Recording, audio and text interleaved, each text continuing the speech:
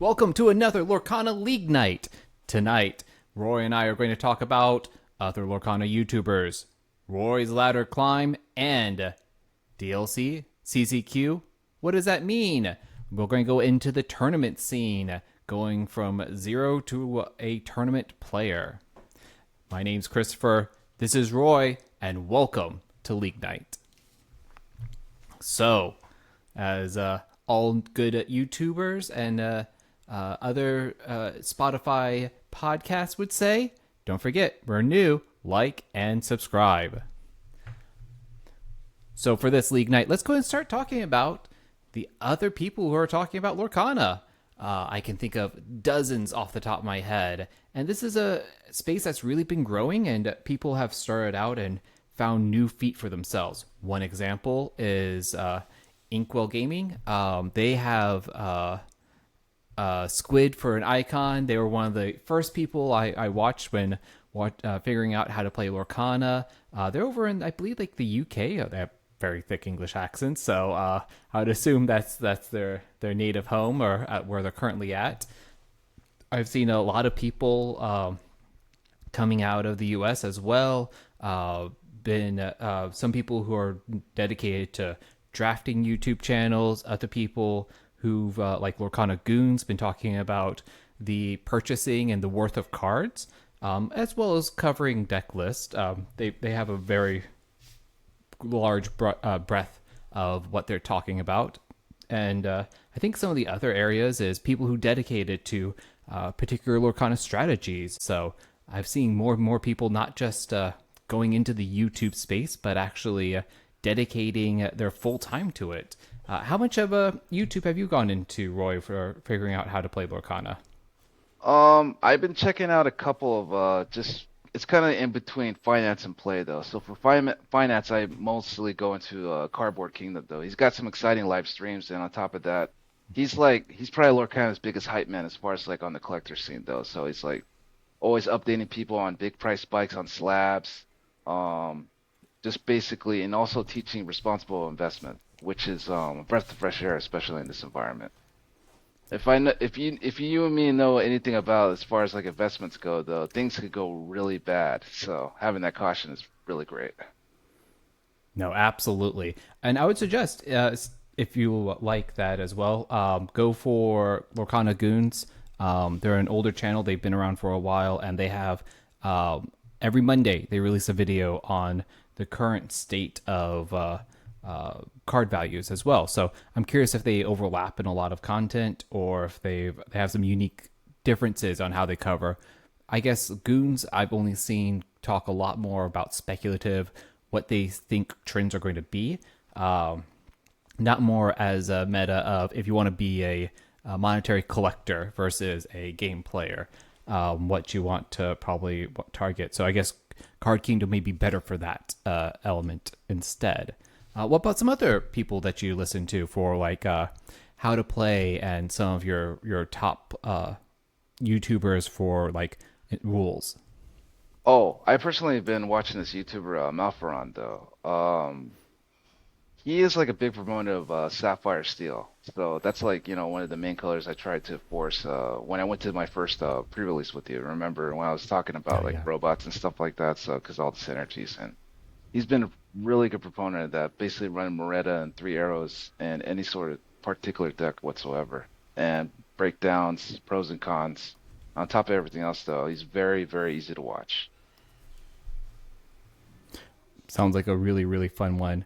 I just looked up Lorcana Kingdom. So one couple of people that I have used to see a lot more on my timeline, and I think they probably slowed down from daily videos, which I'm sure is exhausting, to more weekly, is the Lumineers. I know that he's been streaming for Ravensburger quite a bit, and he really talks about Lorcana as an ecosystem, but has some great tutorials as well, but doesn't kind of go into like up-to-date meta.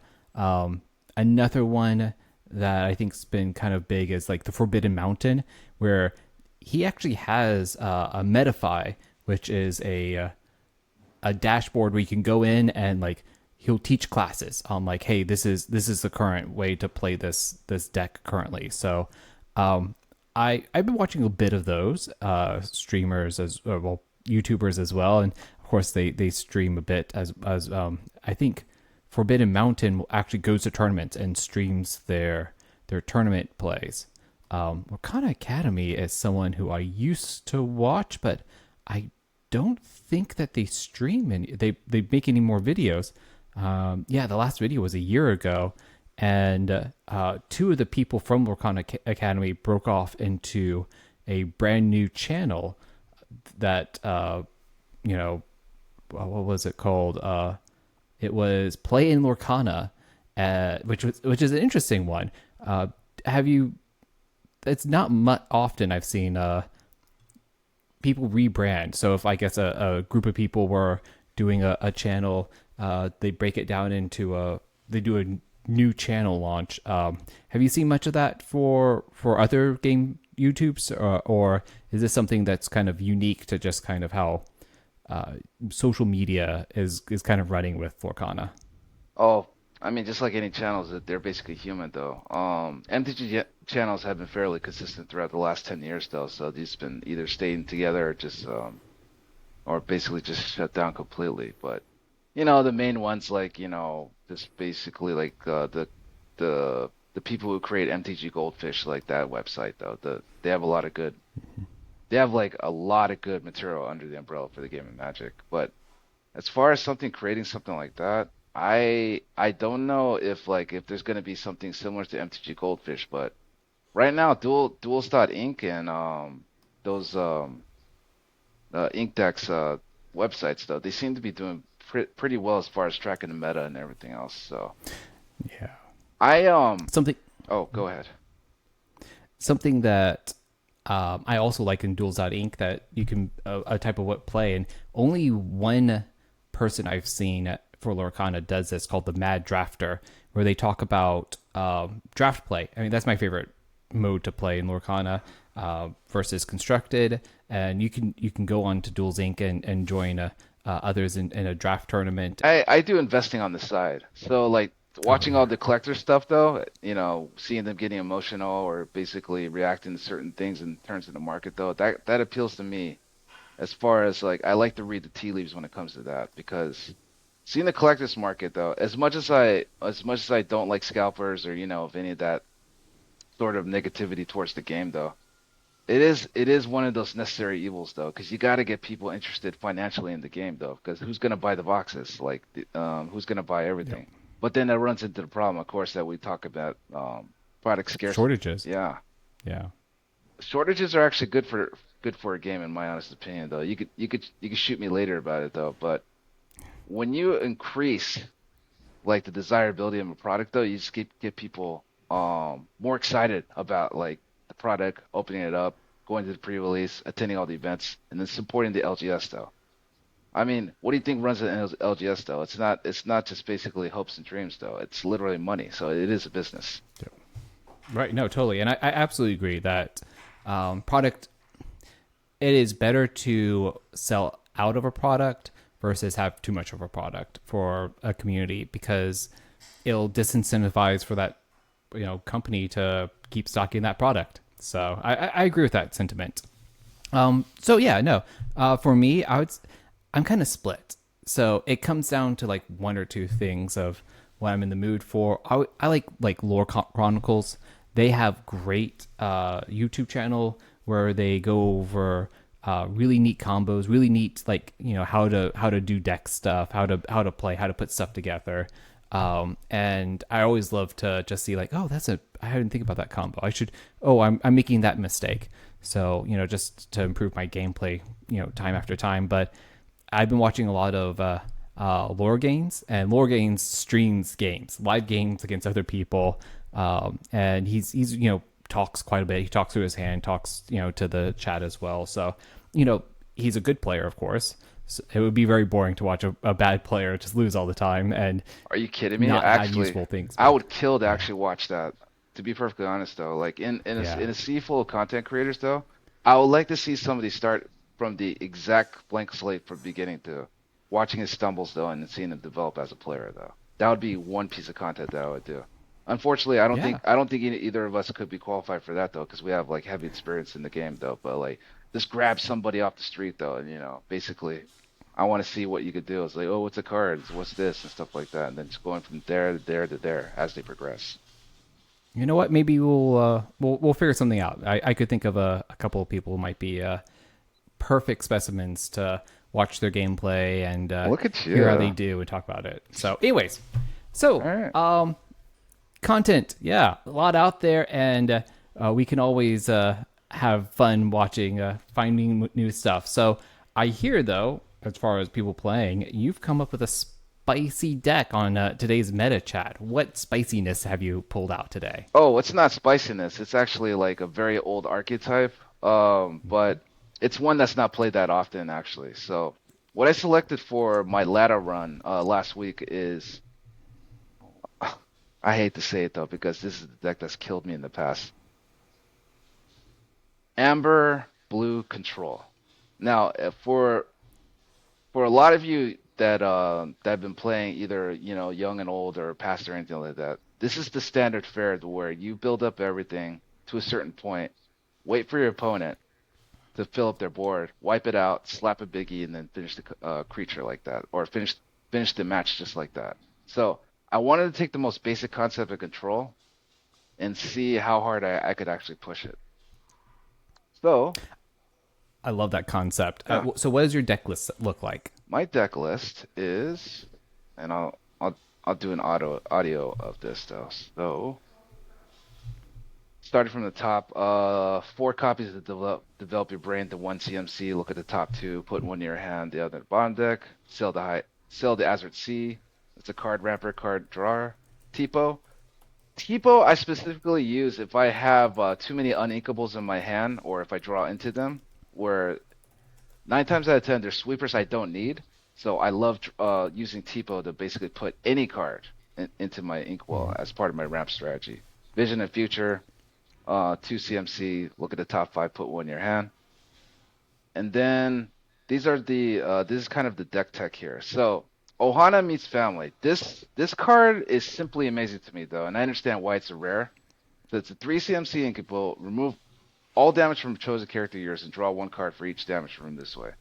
So this is a card that you would either use as ink or you would actually use as a way to draw and fill up your hand, especially in turn 7 or 8. Example. Um, my opponent had 3 creatures on the board, and I had Hades after taking out one of his creatures, and put it into his inkwell. Then I started challenging his creatures, and I noticed like, oh, looks like they're gonna gang up on him. He didn't gang up on him. He had 4 damage counters on him after I got done after a certain element though. I popped Ohana meets family, draw 4 cards, and I was like, okay, now I got the cards I need. But yeah, it's I actually like that card. It's one of my top 3 in this deck. So, Horseman Strikes. I mean, that's pretty obvious because we live in an evasive metagame, and it grants you cards, so it fulfilled itself. Location Casa Madrigal. This is Oh, where that's an interesting one. yeah. So the element or the justification for this card is where whenever a creature quests while here, you may remove the 2 damage from them, and you can remove 2 damage from its location. So for a 1/7 is very decent for a location because you're I basically guess it's really good too for if you have a lot of wipes that only target characters. It yes, would survive those wipes too. most definitely. Standard fare Cinderella Dream Come True. It's basically a very excellent like staple card in the meta. Yep. Merryweather Feisty Fairy, which is a brand new one that came into the fray with the last set though. It's a 4/5 ward, 4 CMC inkable. Oh, she's so tough. Yeah, that's a hard one for a lot of decks to deal with. Yeah. That 5 toughness, willpower is just enough to that. So many things have 4 attack, and it's just like, well, I just don't have enough on board to deal with it with a clean trade. Yeah. I used Ohana meets family on her a couple times too. If you're starting to see the trends and synergies. Yep. Of course the standard four piece of Let It Go. Everybody loves that Oh, one. oh yeah. Boana Curious Explorer. My common play is to get to turn 5, drop her, and then start inking stuff from my discard if I don't have inkables in my hand. She's a great ramp card. Well, I guess she's a resource card. Hmm. You don't see her a lot, but she synergizes with Cinderella well as well. So Hmm. you know, you're able to double ink with her, and then just that card you draw, you don't have to ink from your hand because of Cinderella. You can just ink from your discard, so you get that double synergy if things stay alive that long. Totally, it's a nasty combo. Yeah, it's crazy though. And then we followed up with Pete, which is your standard card draw, with basically putting cards into your hand equal to the number boost the cards that you put under him as the game progresses. And that filter too. I mean, people underestimate. Oh, I'll just you boost him once, and then you just start questing. You just draw one extra card. But being able to look at like 4 cards and picking that one out that you need is great. You know, especially if you just are look for a control deck, you just need that one card to clear the board. There was one incident where I had about 7 or 8 cards in my hand though, and I'm trying to remember the name of the card. It was like basically the my opponent forced me to discard my whole hand. Ooh, It's that yeah, one villain card from Emperor's New Groove though. What's her name? I'm trying to remember. Yzma. Yeah, uh, So Pete. uh, yeah, back to Pete. Yeah, so yeah, you that Pete's able to find that right card. So if you end up dropping a bunch of nasty things that you have to worry about, and you just like, oh man, I really need a Hades or AOE removal. Yeah, Pete's going to help you filter down and find that one card or to bring to fill up your deal with the board, as well as if you need to draw cards after dumping your hand, you can find that Ohana means family. You're not discarding the rest cards, and then get some damage stuff and heal up. Yeah, that great ability. People underestimated Pete when he came out during Winter Spell, and I think that he's really shown his strength. Yeah, my opponent keeps on killing him. It's crazy. Gotta He's have to. he's kill on sight. Okay. And then, of course, you have to have, I guess, the most important control card in this deck is Whiteout. Raging Storm. Oh, Raging Storm. That's what it was. Yeah, Yeah. Raging Storm.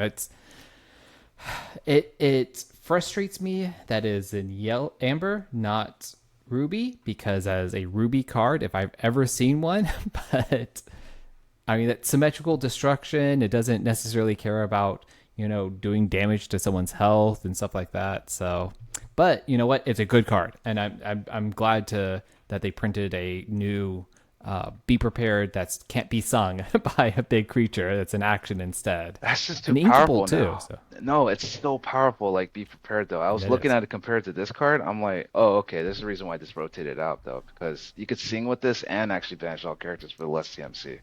So I'm like, Yep. Yep. I would have switched to red, which everybody has apparently. Yeah. In Infinity, but that's for another time. Yeah, the other sweeper that I put in there was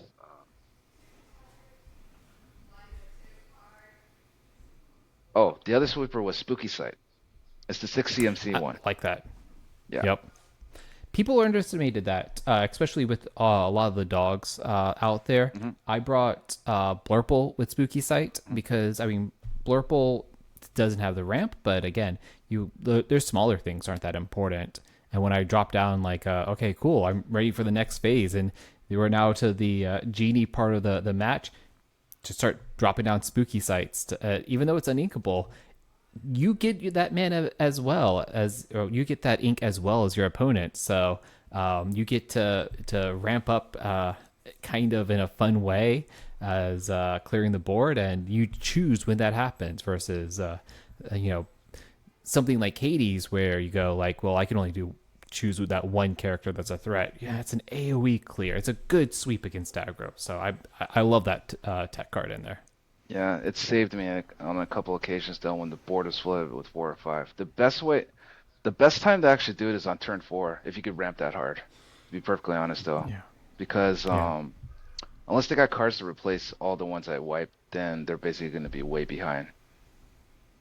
Totally. Um, Another card I wanted to actually talk about was Stitch, Carefree Surfer. So this one is, I would say 50-50. I would actually ink him if I get him my opening hand or if I draw into him though. But as like a late game card to refill your hand, he's great. And a 4/8 for 2 quest, very, very good. So there's Carefree Surfer and Carefree Snowboarder. Which one do you find? So, what are the situations where you choose snowboarder or surfer? One is where you have two characters in play and you play Stitch, you get to draw a card. The other one is you have two characters in play when you quest and you get to draw a card. You know what? That's a very good question. The reason why I picked 7 CMC's Stitch is because I just need the card draw. It's too much of a premium in this deck. You need to have your hand full. And Yeah. So you think the situation where you have all these AoEs, you think the just doing when you play them to get the card draw versus expecting to have enough characters out to quest each time? yeah, I'm not trying to fill my board though. I'm basically trying to Yeah. slam the next thing, which we're about to talk about. Is the big bad is Mufasa in this deck. Ooh, that's a good one. I That was my first legendary I ever pulled. I always have a soft spot for Mufasa. I'm going to be sad when he rotates out. Mhm. I even put in my Blurple deck like a madman, which gave me a lot of really good refills. So I think that's a great card for any control deck. This card has single-handedly won me so many games though, due to the fact that after I wipe the board and I bring it back into play, my inkwell will shrink by 2, but I get 2 cards back though. So I try to shove as many like board wipes early on though, so that way, I could return by random like either an extra board wipe or anything for that matter. It's great. And then you connect with them on a quest though, you basically could cast everything in your hand. So like for Yeah. instance, average ink I'll be at is probably at 10 by the time I attack with him one more time because I'm ramping back up. Um, With his 8 willpower, I mean, if you get him to, if they can't finish him off, yeah, and you just Lorcana means family, oh, that's good game over at that point. yeah. There was a time I think I drew 7 cards off him one time though. I filled my hand up due to that fact. So Ohanami family, boom, just 7 cards, and it's like he couldn't catch up after that. No, absolutely not. Okay, so the other thing I want to talk about is the weaknesses obviously for this deck. Um, it does pretty bad against Blurple. I'll just tell you that straight up. And let me tell you why, because these are the games that I lost, okay? Because I'm not gonna talk about the games I won because it's fairly obvious because of the winning condition. But the games that I lost mostly against is Blurple. And the other deck that got me was that I want to say it wasn't dogs. Dogs were not the issue actually, because I was able to stave off everything as much as possible. But there was this person. Was it the Dale deck? Yeah, I it, bet it, wa- it was a yeah. Dill deck. So it was Dill and Yep. Blurple, two of the most like mostly played decks out there. So that's the reason why it's probably in the tier 3 according to the website. So I'm like, okay, it kills toys, it kills the hyper aggro decks though. Does fairly well against other control decks though, but mid range it really falls short in my opinion because mid range decks though they're able to recover after like board wipes, whether it be the small one or the big one. Clearing out a board is probably one of the most satisfying things I've discovered after playing card games, though, because I used to be that hyper aggressive guy that used to get mad every time the board got wiped. It's like, oh, that's not fair. I just built up my board, and then I started thinking maybe if I don't want I I don't want to actually just be pegged into one type of player though, so I started playing control, and then I started knowing the elements of control, and then when I started playing aggro again, that's when I learned how to play around stuff though. Yeah, yeah. When to dump hand and when to just put on just enough pressure to make the control player go, all right, if I don't have this board wipe this turn, that's game over. So I guess, yeah, that's always the tough element of Lorcana because we have your deck has very specific scenario draw. So you can't just be guarantee like, oh, I'm just going to draw 3 cards, this turn. You don't have friends on the other side, or you don't have Amethyst to, give you that consistent, very easy draw. You have to kind of rely on the situational draw scenarios. So I can definitely see like, oh man, how am I going to make sure I get that card? And Pete comes out on 5. Though you ramp up, and usually you can go into turn 2, ramp to turn 4, turn 4, maybe get Cindy out there, ramp, and, you can play Pete and boost him at the same turn. But that's still like, yeah, situational to say the best. So yeah, no, I could see how that matchup with mid range turns into a big problem of because unlike aggro where they flood and you have to deal with threat after threat after threat, so you just run out of using AoE clears against those threats are a little bit more wasteful. They come out slower, but they're just steadily bigger and bigger and bigger and bigger threats that just makes it very difficult to deal with. And Dale is a whole nother basket of problems, which I have a whole rant. That is the reason why it's my favorite deck of the moment. I love the synergy, and it makes fair cards unfair. I love that about the Dale deck. And it turns it into, well, I can be aggro, I can be control. I've got a lot of options, and it's with the Amethyst component, has surprisingly a lot of draw as well. So you're going to have a pretty wide board for people to deal with, and those Ahana means families. Rough time. Hmm. I totally agree with that. The one thing I discovered about playing through the ladder, which was different from other times playing through the ladder, it's just the amount of variety of variations of the either the most popular decks though, or just flat out like just new concepts though. It just boggled my mind. Yeah. Getting We're seeing a lot of people be willing to experiment because like, hey, rotation's right around the corner, and even other games I've played, people are like, well, you know what, I'm going to really grind hard on the cards I know right before rotation, and it doesn't seem to be that type of community here. So I'm very excited to see what's going to happen in the next DLC and CCQ. yeah. Um, as far as like experiences going through the ladder, have you actually ran through a ladder for placement yet? Oh yeah, yeah. I am deck ADD, so I've not consistently played the same deck all through to get through those 10 games, get ranking. For context, what we're talking about is in Duel Links, you to get your initial rank, you have to play 10 games at the beginning of the season, and then it'll determine, oh, okay, this is where you land, and this is what starting rank you should end up with. I'm usually about 60%. So I usually win 6 out of the 10 games required. I like to play fun things and come up with interesting ideas, but my go-to deck, I think I'm about 68% on my playing Dale, which is statistically above average. You expect any good deck, any good player with a good deck, you will be able to probably run around 62, 63%. Anything above that, you run into the mirror match. Of course, you're going to you have a coin flip on the mirror match unless you play particularly well.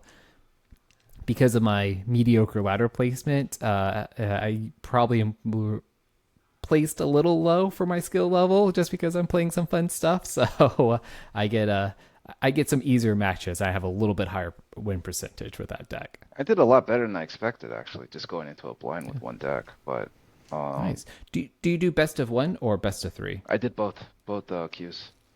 So Oh, nice, I ran nice. 20 matches with this deck. Well, let me see if you count. Yeah, 10 in BO1 and 10 in BO3. So, but that would be a total of, depending on that though, best of three, playing 3 games on average though. I think we're sitting about maybe 23, 24 total games. So, Okay. What is your favorite? Do you prefer best of three versus best of one, or any particular reason to usually choose one over the other? um, I like best of three. That's the, where I cut my teeth. You have to know. And that's the standard fare wherever you go. It's always gonna be best of three though. BO1's never is gonna be real life or anything for that matter though. BO1's good for testing out initial concepts for decks, my experience. But if you want to get actual tournament experience, getting in the flow of things, BO3 is pretty awesome as far as it goes. And the best thing I love about this game, Lorcana itself though, I don't have to deal with no stinking sideboard. Oh my God. Yes. Do you know how much anxiety, sideboarding anxiety I get that I used to get back in the day? I was like, oh gosh, I know all these people are playing this specific one, and I need to get the silver bullet out and everything. No, you just play your decks. That's it. It's it's Nope, pu- it, it's the absolutely. purest Yeah. form of combat. It really is, though. There's no silver bullets. There's no trickies or tricks that you got to pull out of your hat. And on top of everything else, I enjoyed the fact that people I noticed when I was playing the sealed gameplay was a lot faster. Like as far as like running tournaments, it's got to be awesome because people are not taking the extra time to sideboarding cards or anything for that matter. Though it's just shuffle up and play. So that's supposed to be the whole entire concept behind BO3. So I love it. It's very streamlined. Well, I guess, now we kind of talked about all these concepts of, getting ready for tournament play. Like, we can talk a little bit more about what does it mean to do tournament play. What is, league night? Here's a concept. We assume that people are well versed of, you know, of what a league night is, but let's go into kind of the growth of where a player can go from just hopping on Duel Links just to play a bunch of random people to ending up at a world championship in the DLC or CCQ or going from there. So I guess to start off with, everyone can play at a local game store. You go to a shop and you can start off first off with usually pre-release events. I know that we recently played the pre-release event for Wild Unknowns, and that was a lot of fun. Usually, these are usually casual, beginner-friendly, fun, and people are just kind of excited to get the cards more than anything. Next one up is League Nights. I know the League Nights at my local game store are people really, really focused on getting into the tournaments, and people who are trying to, fine tune their decks. So you can't go into environments. My previous game store I went to, the environment for League Night was actually usually very casual. Even on days that people are prepping for tournaments, they realize that not everyone's there to prep tournaments, so they may have a very tough deck, but again, they're very forgiving, very casual, and you get from League Nights points. The points are the most important thing. What about in Magic? Do you have kind of the same beginning steps for pre getting into the actual like ranked tournaments, doing League Nights and casual plays? I have a very interesting perspective on this though, because I've seen it from both ends. I used to work at a card shop though, so I used to watch all the pros actually start from the very beginning, just drafting and then going into constructed events and slowly working their way up into locals though. But then as a competitor, I did already have a base knowledge of everything though, and the best thing to do is actually when you get into this game or into any TCG, the number one thing you have to keep in mind is that you got to keep your community close to you though, wherever you go in this entire like world of the TCGs though. That is probably 99% of the reason why I play TCGs just to be around people, living, breathing people, playing the same game that you're doing day in and day out. And depending on what skill level, either they ask you for advice or you end up asking another person for advice and exchanging information though.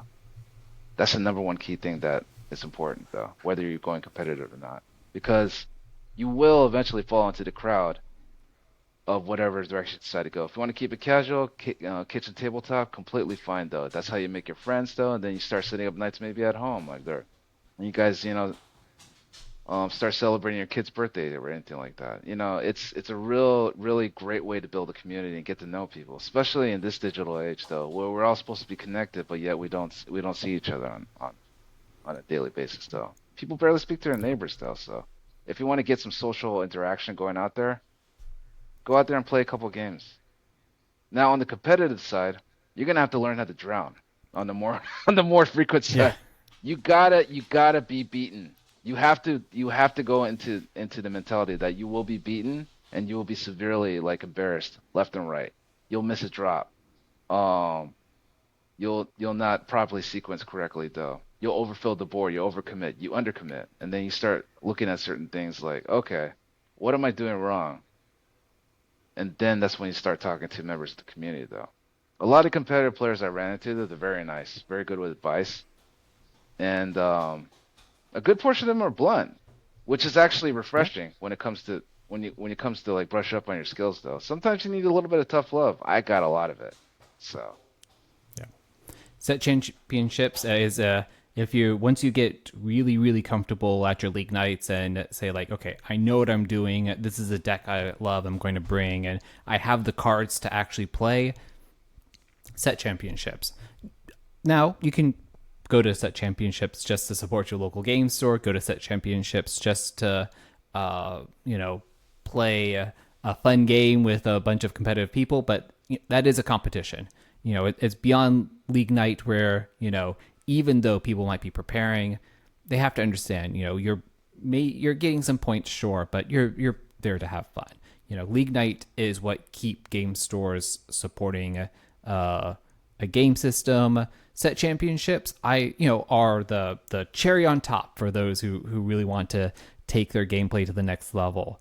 I would say that set championships is something that it is more important for you to be comfortable with what you're playing at a set championship than for you to have the most powerful deck going to a set championship. What do you think, Roy? 100% agree. Because if you look at even the deck lists that are showing for the set championships on different regions, though, all the decks lists are completely different. I was amazed. I was like, okay, there's no consistency out here. This is wonderful. So these are basically people that developed all these decks from the ground up, though, and they actually went like all the way through, though. That to me is the most respectful play in the world, though. You deserve your playmat. You deserve your promo. You deserve everything that comes to you. Yeah, there's controversy about people net decking, in TCGs like this though, but I feel like this game is in a really good spot right now as far as like building creativity and just hype all around it though. But winning on your own terms though is probably the most satisfying way to basically just clear out a whole meta. It all starts from your local meta, 100%.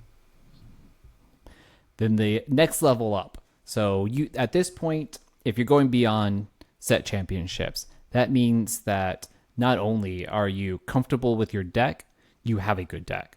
I hate to say that too, because we're playing a card game. This isn't super serious, but it's still once you get to regional level and you're doing the DLC, the Disney Lorcana challenges, and the CCQs, Challenge Championship qualifiers. These are some people who entire jobs are now saying like, I will professionally play a card game. Not many people can do that, and it's the top of the top, but you will run into those people. Sometimes those people come out of your local league night, and it's always great to play them, but the winners of these will be going to the World Championships. They earn seats to play against the top of the top. So when you go in there, the DLC, which is, regional, they have a bunch in each area of the country and area of the world as well. So there's more likely you could be able to drive to one in your local area to do a DLC. And then, of course, the CCQs, where if you miss out on a DLC and you still want to try and qualify, you miss that opportunity to qualify from a DLC champion challenge, then go for the qualifiers, and that's your last chance to try to get into nationals. So inside of these two, you're going to be facing you have to be able to make it into it. You have, there's 1,000 people. There's a lot of people who can usually go in, and these tournaments lately haven't been selling out, but there is a fixed number of seats, and they cut off after a certain amount, and you go in there and expect to play against people who are going to be very serious. And unfortunately, I hate saying this, Lorcana has a history of people who try to cheat as well. So you need to be cognizant of when they say that, oh, well, my Meriwether has evasive and she's able to attack that. That person may be lying. They may not be telling the truth. So this is important for you to be prepared to run across those levels of people, and also to know the game to that well enough to say like he's not, that person I'm playing against is not playing fairly against me.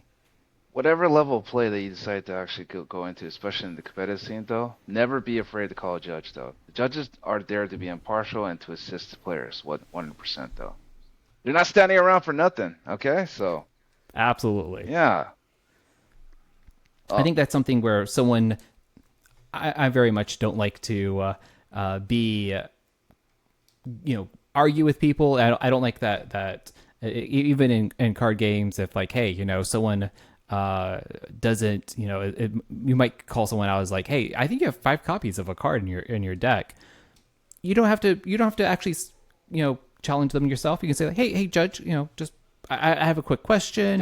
Yep. Have you checked this deck list Yep. real quick? Can you just double check it, just make sure everything's solid.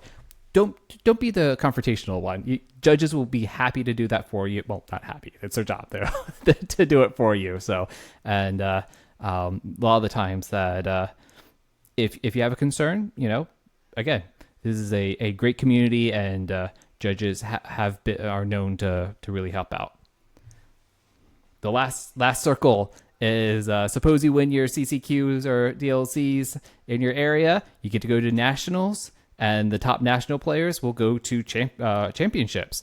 Of course, winners of DLCs and CQs also do have some prize support of actual money. I think like the DLC Woodies right now is going for $300. So, the CCQs and DLC get a little bit, but like the nationals, they get tens of thousands of dollars, world championships, a pretty hefty pots as well. So I mean, it's always great to see. yeah, but you got to understand, like, the sweetest prize of all, though. You literally get to go to Disneyland to play this game. Like, Yes, no, absolutely. I'm like, okay, so even if you have a bad day, I mean, you're still in Disneyland. Yep. All expense paid to Disneyland. That's It's a good time. crazy. Yep.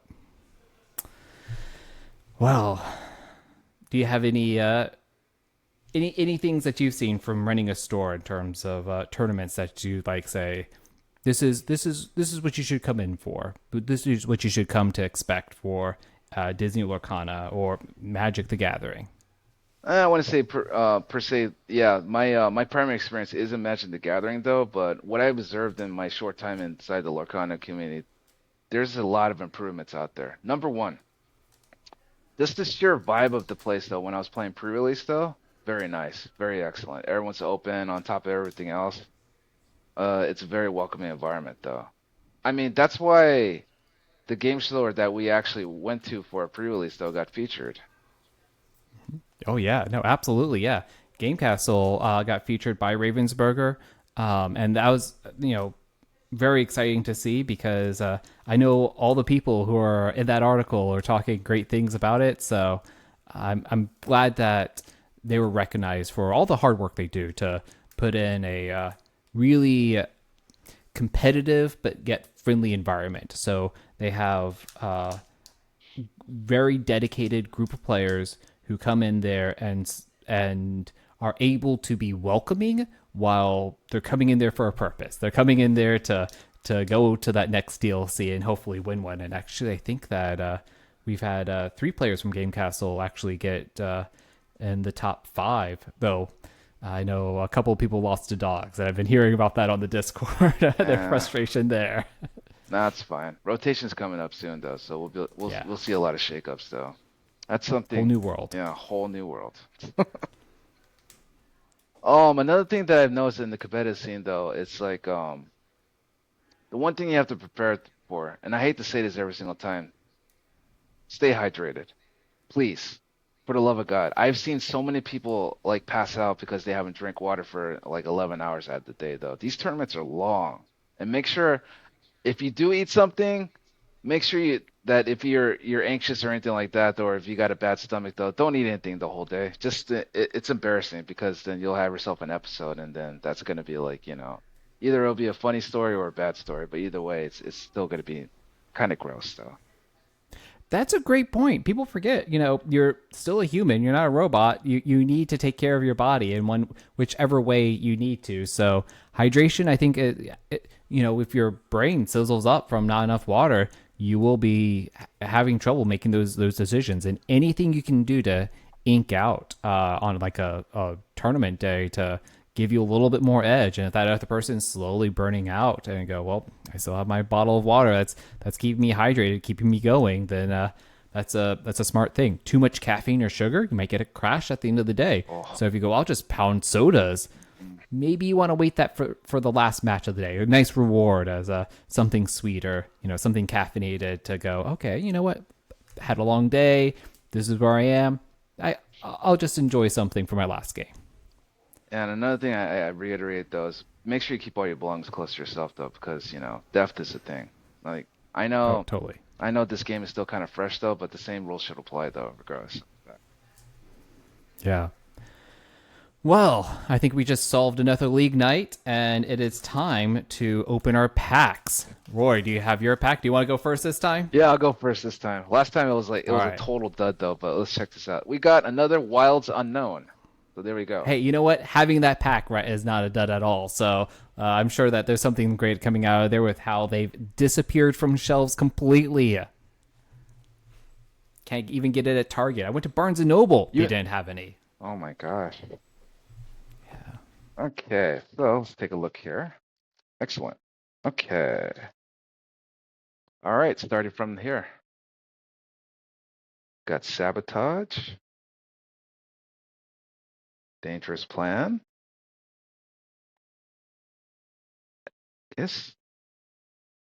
Mirage.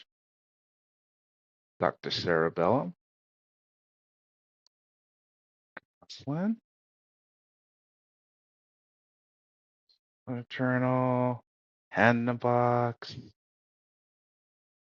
Okay, we're getting to the uncommons here. Magical.